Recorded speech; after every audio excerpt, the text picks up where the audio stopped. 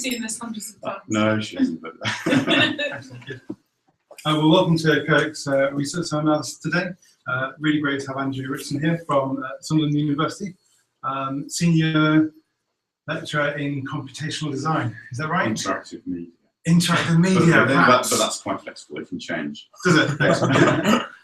So it's really good to have you here. Thank you very much. So you're going to be talking about the beauty of code and the Tris Gospel project we kind of worked on as well. Is it worth kind of just going around and introducing everybody and saying who we are? Also hello to the people on Google Hangout. If you're there, well, welcome. And you can kind of interact with us online as well, and a number of us are looking at it, so we'll track it as well. So perhaps go around. Marika, do you want to introduce and we'll go around and say who we are? Sure. I'm Marika Rose. I'm a research fellow in digital discipleship at Codec. I'm Josh Mann. I'm research fellow in biblical literacy at Codec. Hi, I'm Dave Stout. I'm research fellow in digital resources at Codec. I'm Amy. I'm Andrew's friend. The best one to me. Bex Lewis, research fellow in social media at Learning. Caroline Vicker in the Durham North team, and here to be stimulated and engaged. Excellent. And I'm Pete Phillips, I'm Director of Codec. So over to you, Andrew. Yes, okay, thank you. Thank you, everybody. So yeah, I think we've got about an hour, well, 45 minutes or so. So I'll just go through this this project, and then there'll be time for discussion afterwards. So you know who I am now.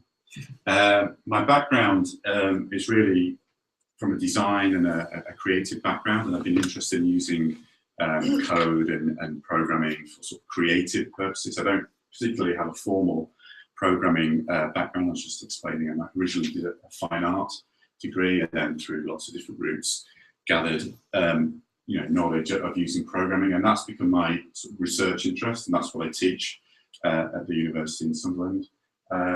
Using code as a creative tool, as a way of creating interesting things and interactive works, and I've been interested in design, sort of visualization, and how you can create code can create new sort of visuals and give new presentations of literature. So we're going to go through some quick examples of what I mean by that, and then just look at this particular project that I created. So information graphics or data visualization is quite common now. So I thought it'd be good just to sort of give a sort of context of the types of work that might encompass.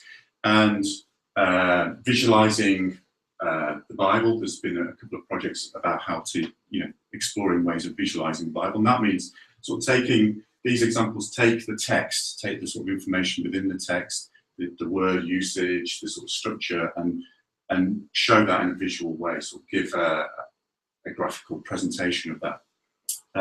And so there's a couple of projects. The first one is called Similar Diversity, which is a nice piece of work.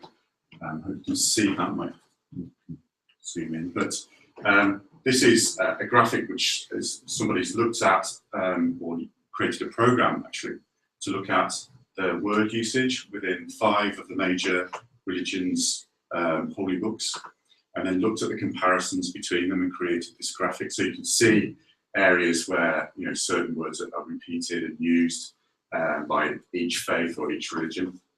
So God and Lord becomes something that is used across quite a few different religions, and the colour schemes relate to different books that are used and the connections between them. So it creates quite a beautiful, actually, visual of this sort of cross interpretation or cross sort of use of language.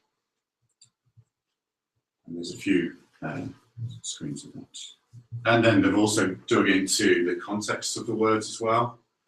So you can see where that word God has been used in the context of a sentence and sort of compared those as well.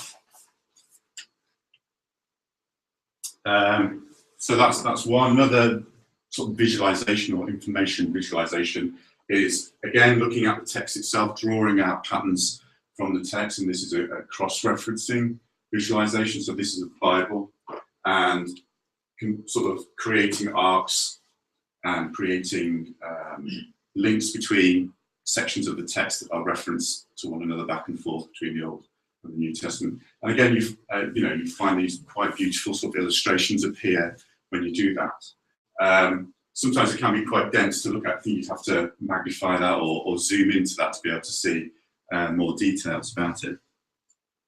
As well as sort of visualizing or creating information graphics from scripture, I've also looked at a sort of a wider perspective and been interested in literature more generally. So how you can take a text and then look at the patterns actually within the text and maybe use data or maybe use the context of the data around that to rewrite the text or represent it or visualize it in a new way. So it's not necessarily just a chart or a graphic, but actually rewriting the text itself.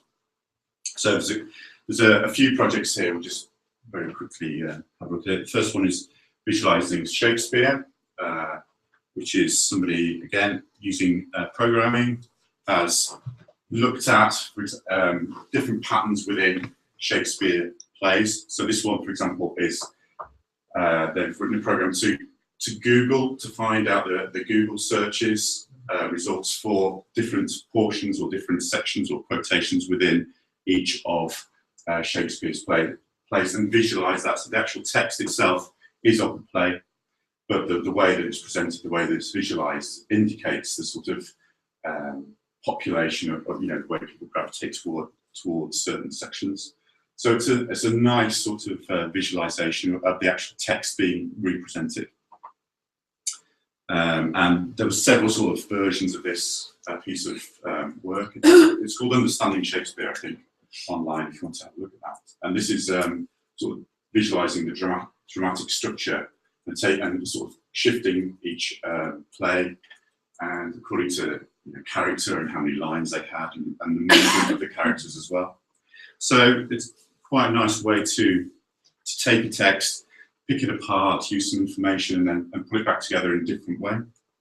Another one is called Generative Gatsby, and it's again a visualization, taking information, this time from a musical source. So this is using the jazz sort of rhythms and patterns, which are associated with the context of the book, its setting in the jazz age, and using the rhythms and the patterns to develop and change the typography. So the book is written with these sort of using sound as an input and creating patterns within the text. And this is another guy's work, actually, Ariel Malik, who creates interesting typographical sort of visualizations as well. So that's sort of the background to what I was doing, and I created this work, which we're going to talk a bit more detail about when the Lindisfarne Gospels returned to Durham, and that's sort of the catalyst for it to sort of think about that as a book. I was quite interested in, creating, if you like, a new version of that, or sort of thinking about what would a contemporary sort of illustration of the Gospels look like.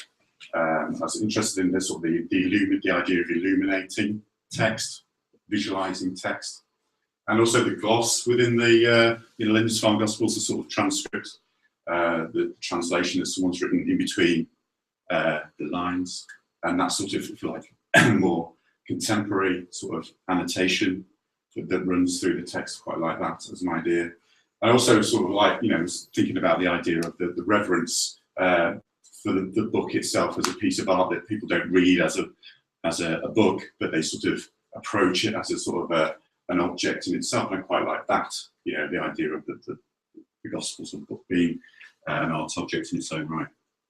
So those are the sort of ideas that were flying around. So my aim, we'll see if it's successful, was to create, as I say, a contemporary visualization and illumination of the gospel text, and use social media. So I used Twitter to provide a sort of a commentary, to provide this sort of gloss, this annotation, if you like.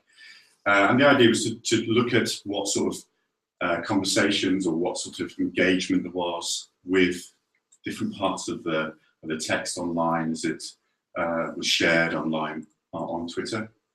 and to create a sort of a snapshot, if you like, a sort of of the global and the personal perspectives on the Gospels, and link it back to the text. So I didn't want to necessarily just create sort of information chart diagram, but I actually wanted to use that, as in the Shakespeare project or the Gatsby project, to actually inform the way that the text is written.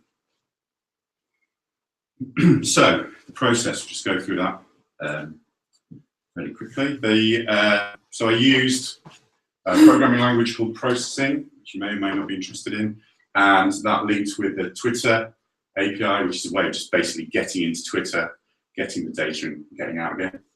And I created a program, just wrote a program that searched for every chapter and verse in terms, lots of different ways, I guess, of doing it, but in the end I chose to just search for chapter and verse references. So, search for Matthew chapter 1 verse 1, Matthew chapter 1 verse 2, Matthew chapter, so on and so on, through all of the Gospels. So obviously I didn't do that, by hand, but I wrote a program to do that. So there's across the 4 Gospels, there's 89 chapters and 3,779 verses, and so each search, so search for Matthew chapter 1 verse 1, could produce up to 100 results. So you get quite a lot of people tweeting or sharing different those verses.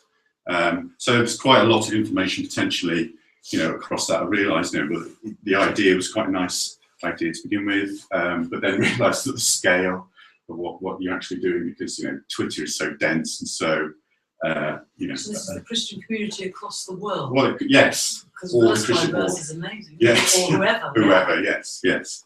So I mean, there's lots of different ways I could do that, but this is the way I chose them. Yeah. So the sort of data that you can get from that is obviously the tweet itself. So you can find what the content of that. You can find all sorts of associated things around that, such as the time that tweet was made or posted, the date, the location sometimes, not always, that's a little bit more tricky. And then there's all this sort of background information, the user, their name, where they are, any images that they've posted,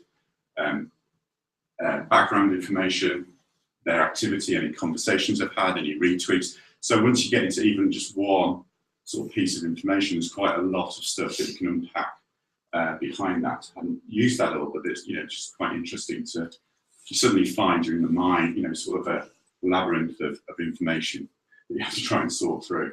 And any links or videos or images that they may have posted as well. So you can sort of grab all of this and use it.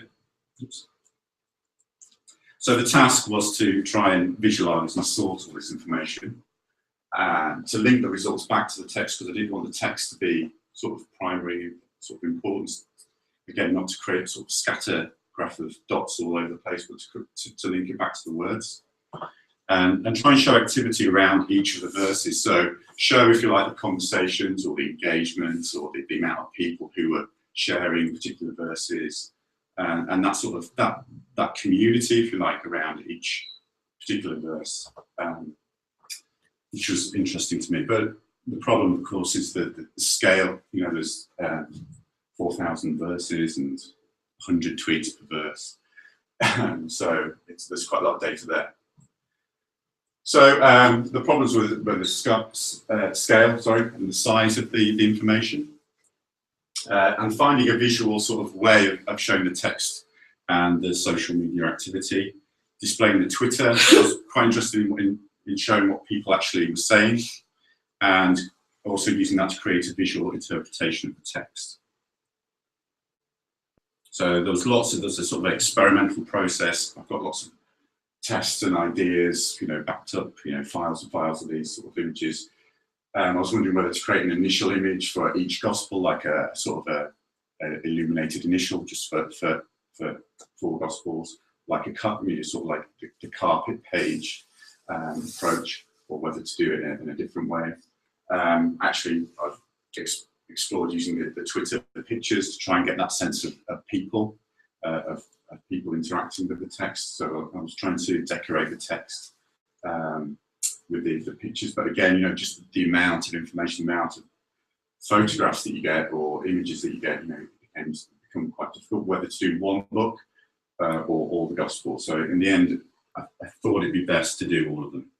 So the outcome is this book here. So this is the Twitter Gospels, and the tweets were gathered across one day, and the data was used to draw the text. If you can see this, you'll be able to have a look later on. So this is an example. So that the data was used to draw the text from each chapter and the initial letter for each chapter.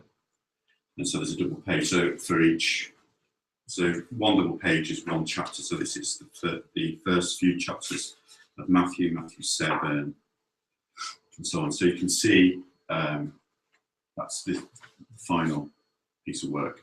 So it creates, if you like, an illuminated, I like to think of it as an illuminated initial, and the text as well.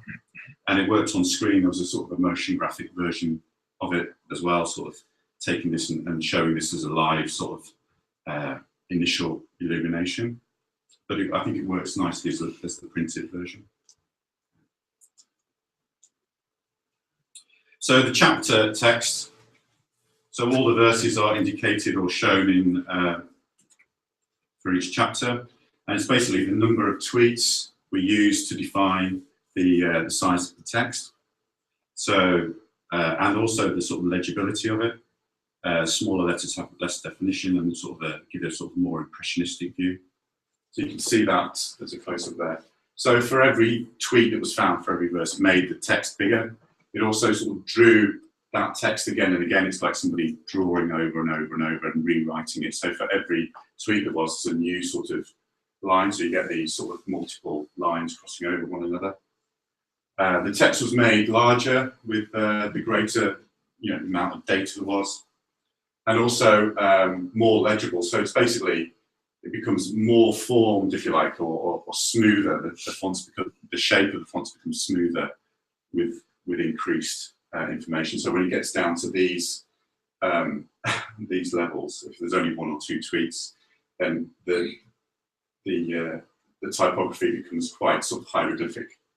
I quite like that, actually. You can sort of make it out, but it sort of gives a sort of more impressionistic view of the text, and it showed, you know, just maybe one person did that. So the more information, the more clarity, if you like, there is in the text. And you create these sort of quite nice sort of redrawings of the type.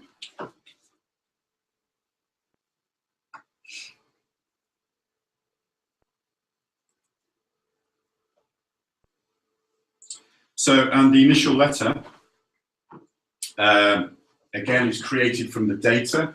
So I didn't want to sort of draw the letter and then try to sort of illuminate it or beautify it using the information, but actually use the data intrinsically. So it actually the letter shape is created from the results I got from the Twitter feed.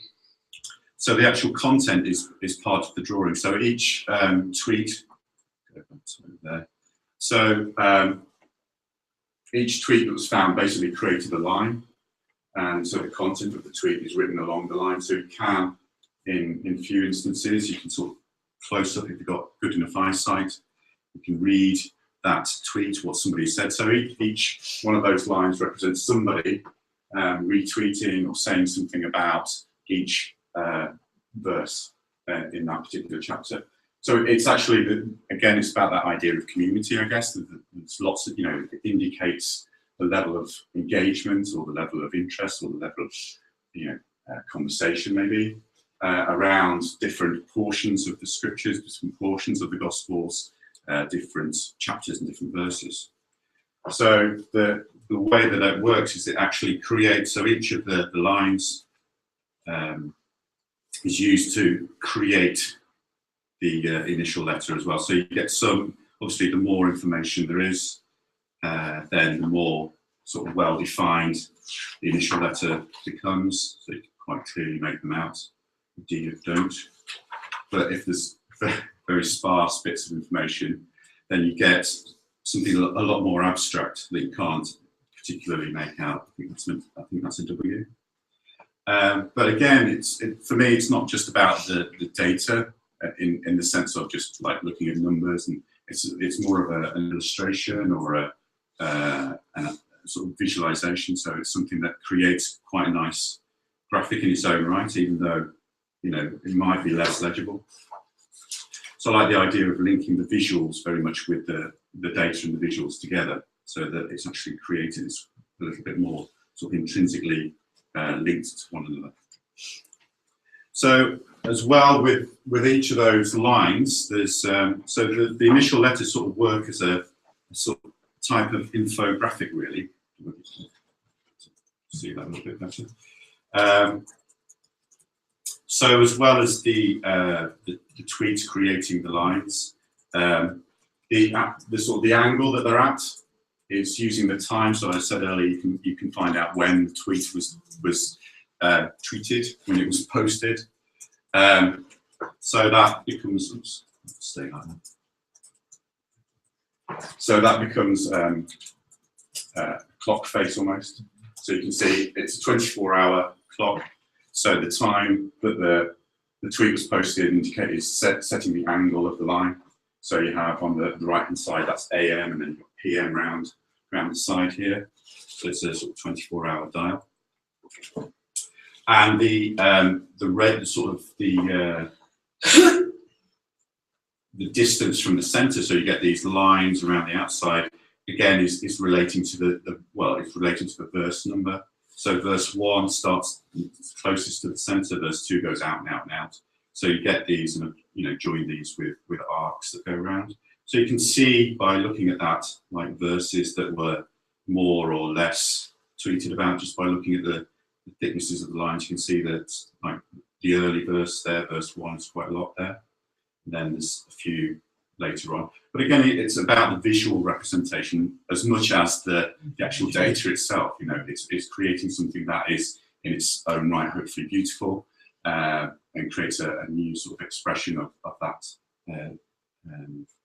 piece of writing as well, sort of showing the community. So there's lots of different ways of being able to read that and look at that. You can sort of look closely and try and read the tweets. You can look at it as an overall image. You can look at the text within the chapter as well. So, overall, I think it's quite a nice, well, for me, it's quite a successful way of trying to combine all these different bits of information together. So trying to, got all these tweets, trying to keep it close to the text, trying to keep something that was linked to the original text as well, and try to get this idea, this sort of sense of community or involvement around each chapter and verse. So the final thing is visualization of gospel verses, and it's a snapshot of one day. So all this information is taken just on one day. So it's quite nice that this is like a preserved document, if you like, the day of that one day, because this sort of information sort of comes and goes. It's quite transient. So having that as a sort of... What was the day?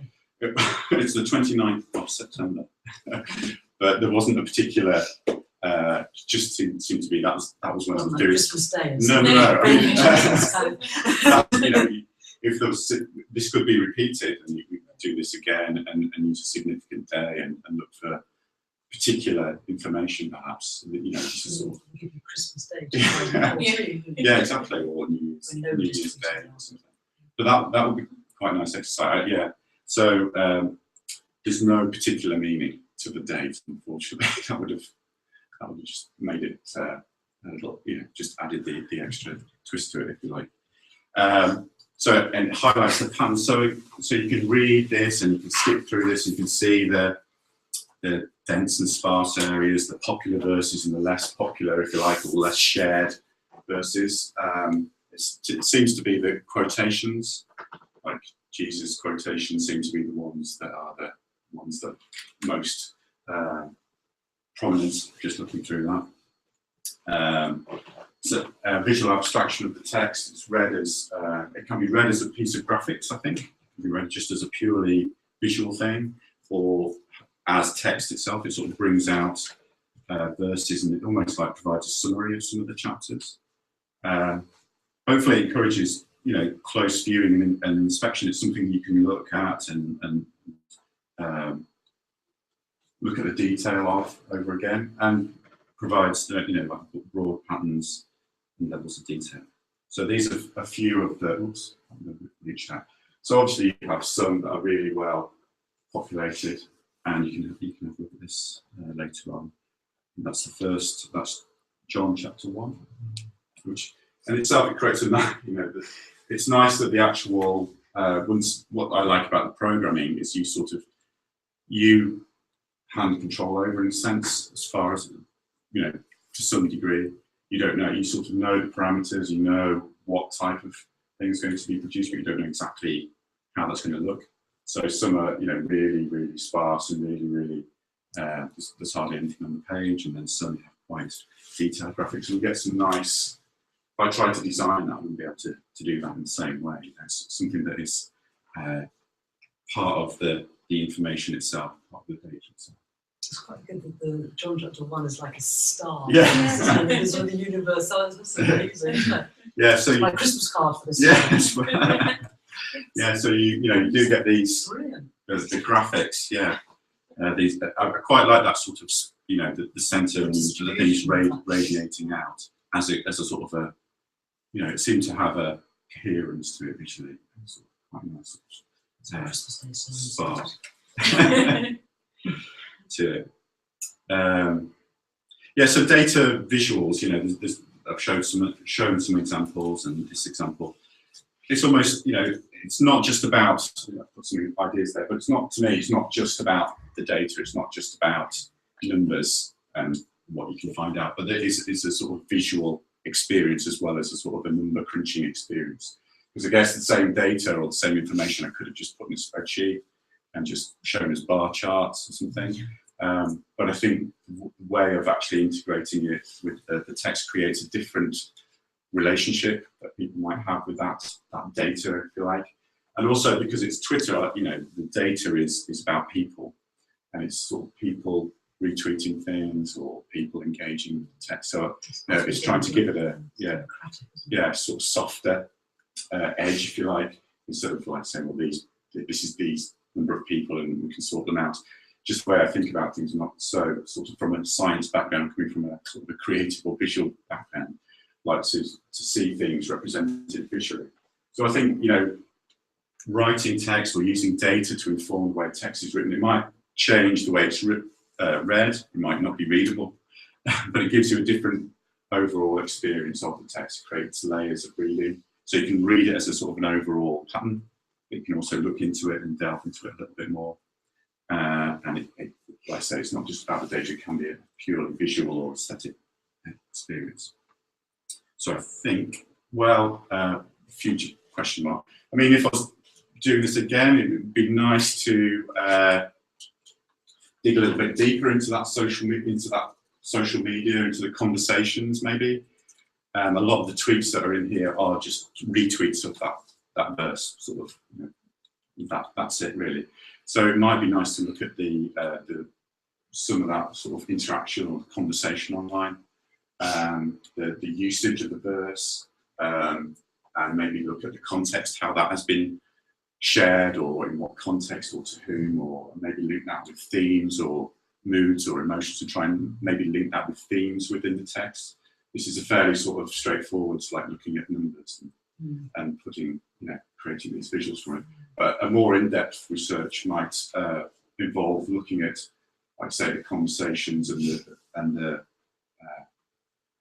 the themes that surround those little individual tweets. There's a fascinating one on Do Not Be Afraid, which is supposed to be one of the most used ones, and the emotional response of what's going on in people's lives that they choose to treat it and retreat it. Yeah, exactly. So instead of taking the whole thing and trying to do something across the whole of all of the Gospels, which is quite a lot, quite a broad project, it might be nice to look at something, particular scriptures and look at them in more depth. or look at particular locations or something and try and explore that, dig down a little bit deeper. Okay, so I think that's it. I'll let you have a look at that. I mean, if anybody wants to have a look. There you go. We've got some smaller versions as well. Do you want one of those? You can just a little free handout. I've got loads of these. They're propping up tables and doors. So this is Yeah. Can you just explain how the letters emerge? All right. Okay. Right. Sorry. The How the actual letters emerge? so the shape of the letter, you mean? Yeah, what makes it into an N or an M? But it's the first letter of the chapter. So Right. so it's just the initial letter. You know how in the Gospels, in the Gospels, they have the illuminated large initials. So it's that. And it's basically the letter shape is just transformed into lots of points. So when the line hits one of those points, it creates the larger line. So you create that impression. So altogether, they create that overall. What about the colours, Andrew?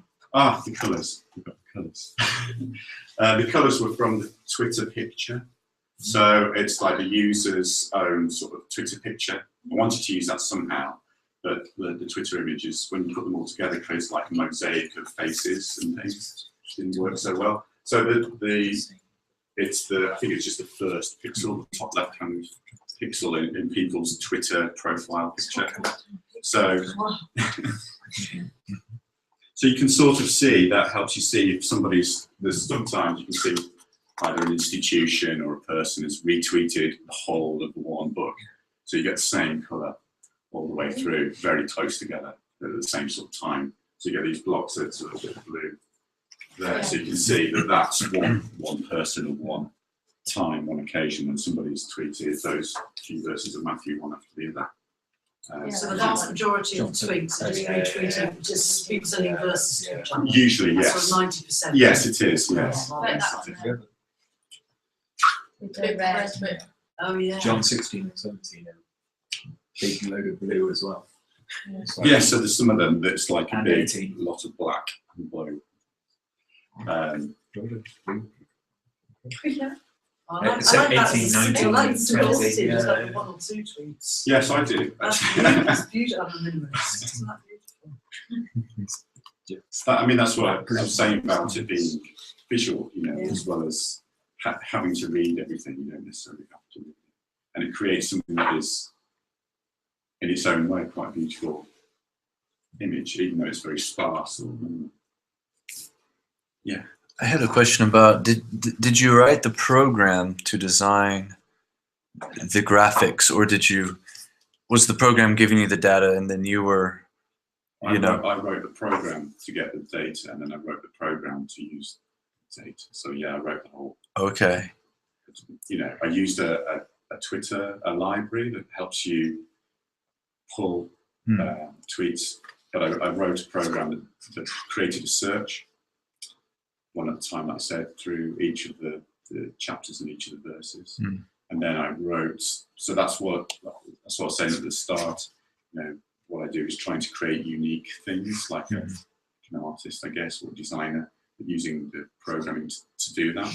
So this is entirely sort of original, like, it's not off the shelf sort of program that creates that. There's plenty of data visualization tools, Wordle and things that will give you useful tools, but I wanted to create something that as an object, it was sort of unique. The colour really works, doesn't it, as well? Yes. It really Again, so that's not my choice. So yeah. I don't have to choose the colour schemes and think, oh, this is all, which one, because that's taken from the data. And again, the way that the letter is created, like the angle of the lines and how many lines to use, all those sort of design decisions, if you like, I sort of just programmed in. I sort of create the parameters for it and then let it hopefully It's it was trying to balance something where you get what's that?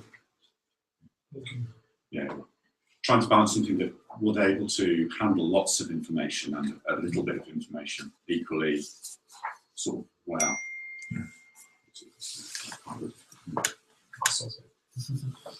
Space bars. Because the thing that strikes you about the opening of John's Gospel is it's being shared 24/7, isn't it?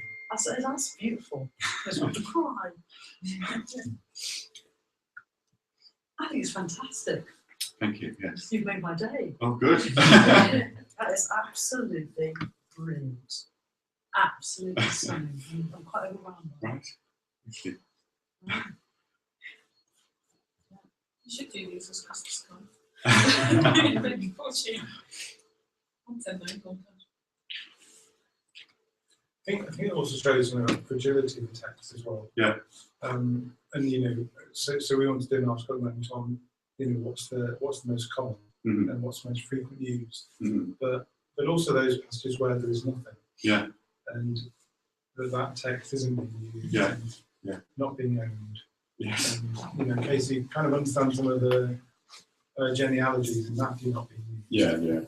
But it's quite scary. I mean, okay, but this is globally. I mean, it's not this one small corner of the world where this text isn't being used. It's kind of globally in 24 hours. That's interesting.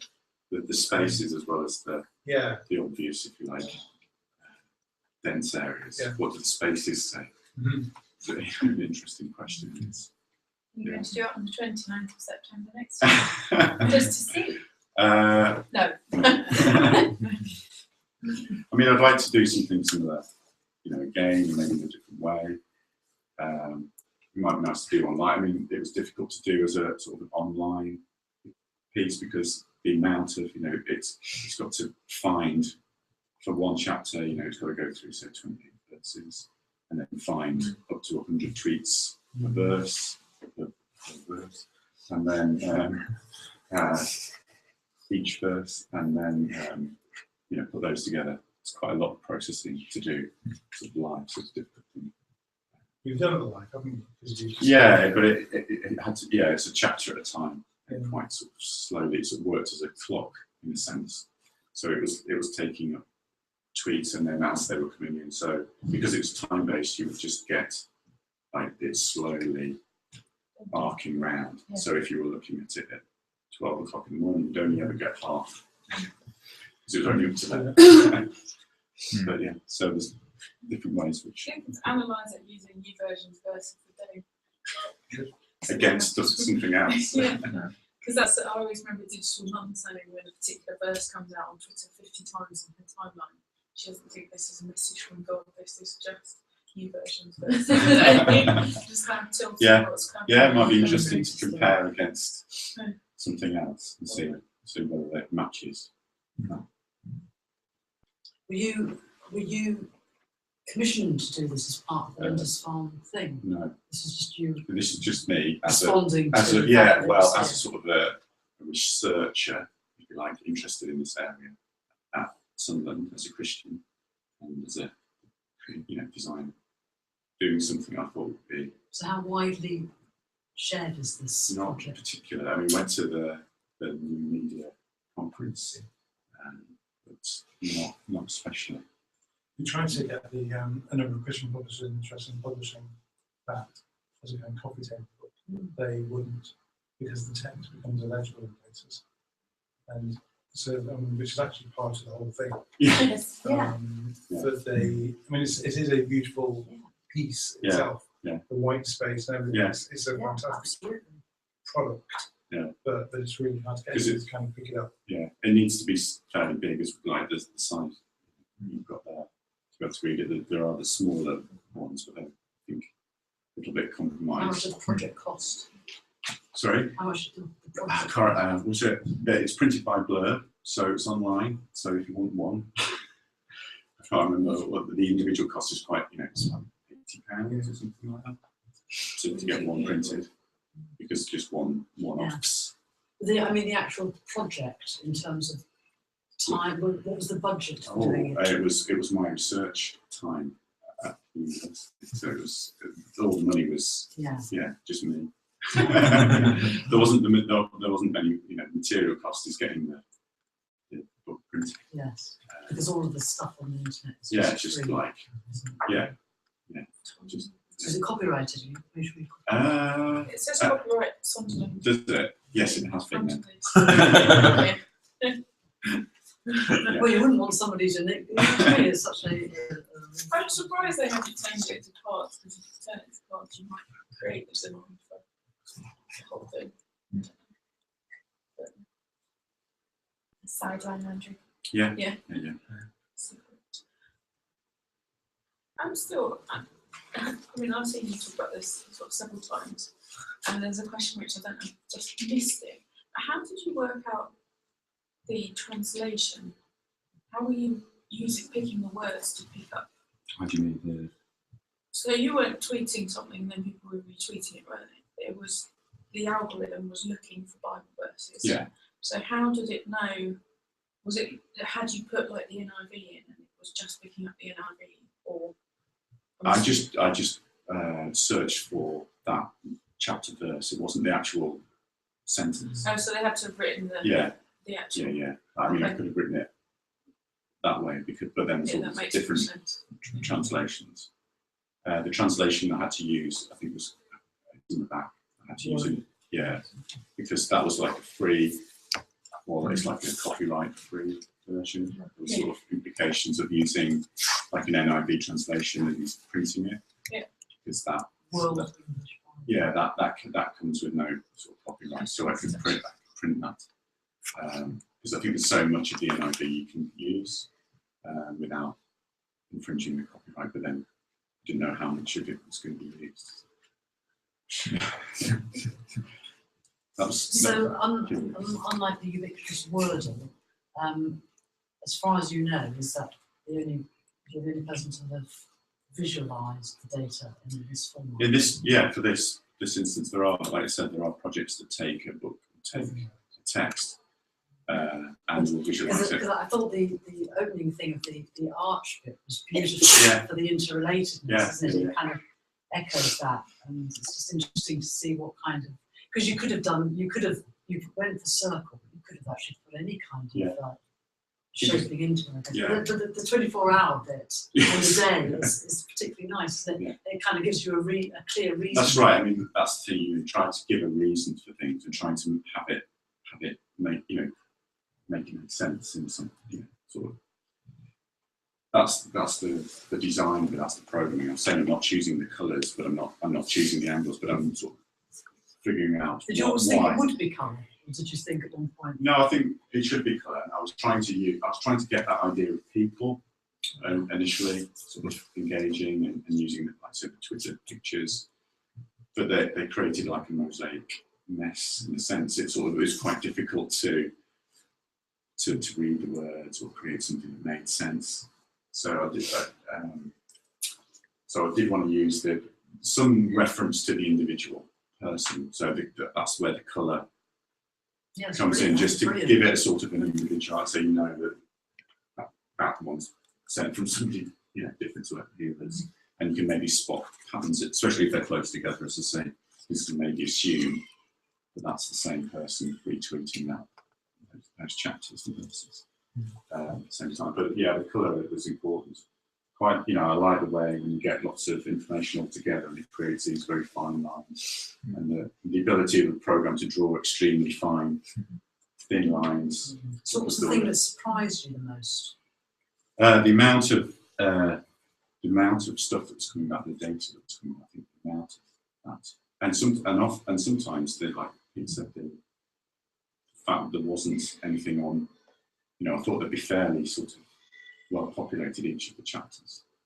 I think that surprised me that there's some chapters where there's maybe just 4 or 5 tweets or something.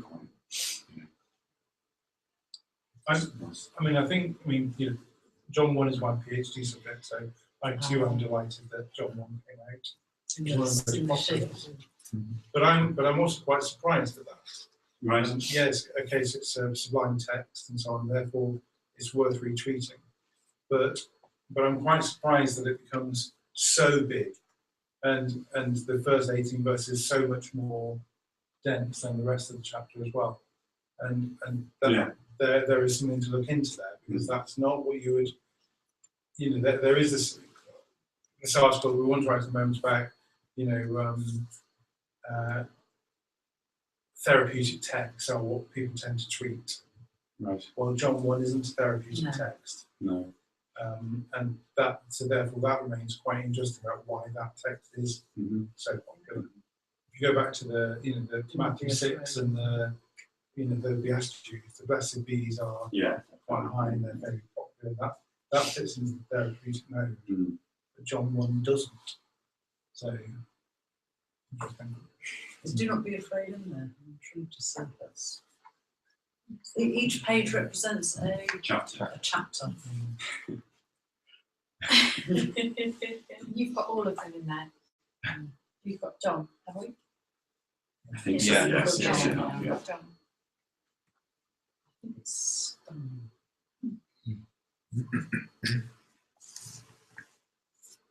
remind me again what the circles So are. they link verses from tweets from the same verse. So where you've got, because they might be tweeted at different times of the day, so where people tweeted about the same verse, they're all on the same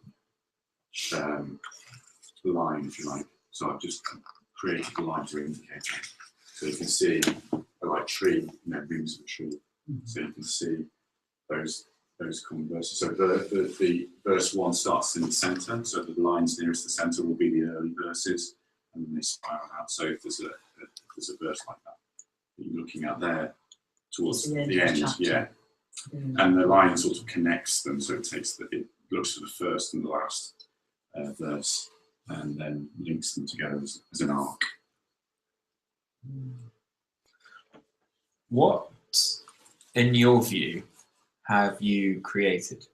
A book. So a book, not a Bible, Ah, right. not a piece of art, not a, or how would you describe it? A visualization of the Gospels. I wouldn't say it is the Gospels, but it's a visualization. Okay. Yeah. To push that a bit further, why would you say it's not the Gospels then? Just from your point of view as a creator, you can't. It's more of an aesthetic, sort of almost an abstract version of it, because you can't read all of it, and there are bits that you can, but there's lots of bits you can't. So it's like an abstraction of it. It's not the actual. You might call it Gospels. So. Yeah. Okay.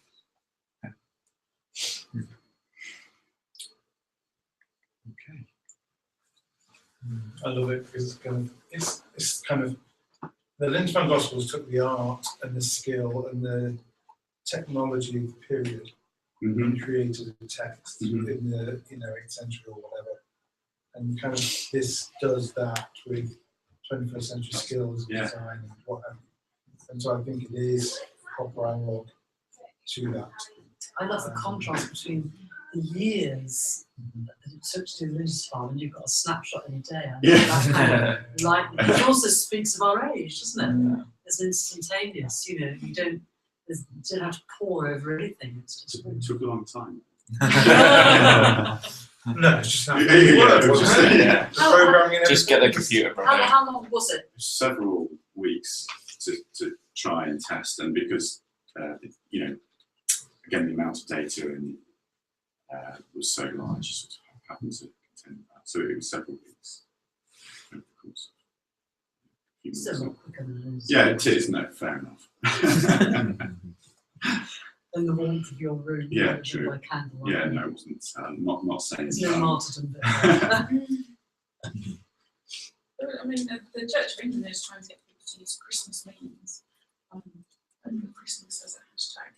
So it'd be interesting to see what would end up with that. They started it, so the year before they had Christmas memes starts with Christ, and then they were going to shorten it to Christmas starts and instead shortened it to Christmas memes.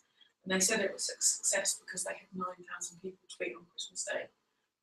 I think that was a particularly high number, so I'm hoping it's going to be slightly higher. They want it because they did it for Easter meals as well. And how does the Church of England know about this? Because I don't.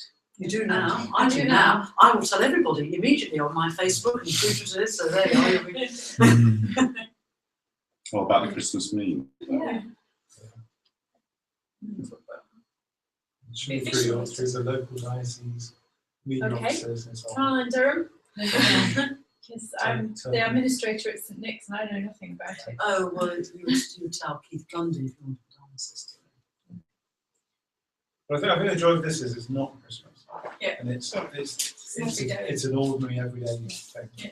And therefore, for research purposes, much more important for us because September 29th isn't a special day at all, and therefore this is mundane biblical tweeting, and that's why it's really important. I think Christmas tweeting has been a lot more sparse. People have been bunched around. Yeah. I think we've had lots of empty pages. Okay. Brilliant. Thank you. Thank you very much. Thank you.